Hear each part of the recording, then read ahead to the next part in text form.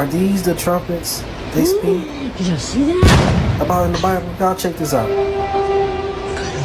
Kara, what does that mean?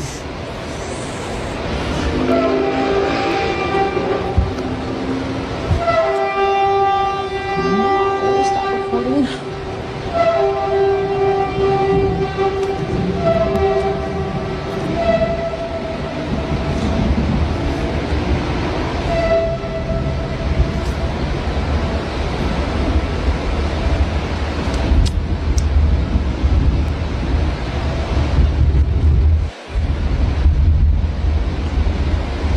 I don't know what that noise is, but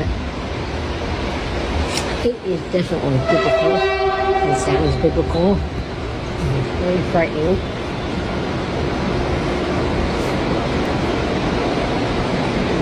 But if it's coming from the sky, then you know it's coming from God. So there's really nothing to be scared of.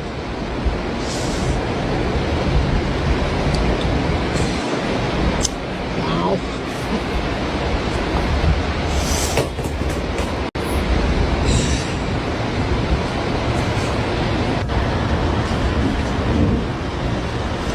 And it's wild because this is the same hurricane name and everything that happened in 1958. Now, I don't believe in coincidence. My mom used to say that. Y'all let me know what's going on. God was a living furniture. And my grandma used to tell me that God was a friend bowling when we hear something like that. But nobody ever told me what it was from the trumpets. Of course, I never heard that. And now,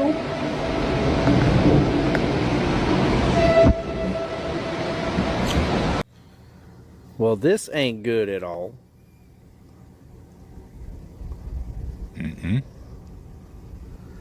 As far as the eye can see, the railroad tracks are on fire.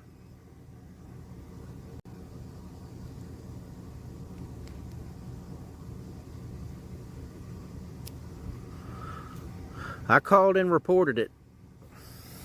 Hopefully the railroad has a truck here that they could come and spray this down.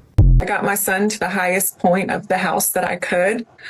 But once the house detached, we ran into power lines and we ran into trees, which knocked us off into the water. That's when I went under and I lost sight of my mom and my son. I could hear them screaming.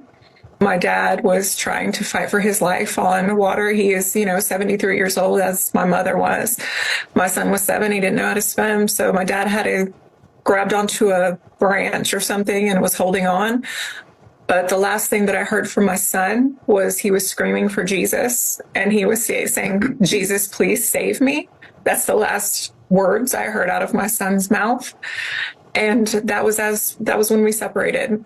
We all got knocked into the water into different ways. I didn't see them again. And I continued to float down, up and down through the water until I got trapped in a tree.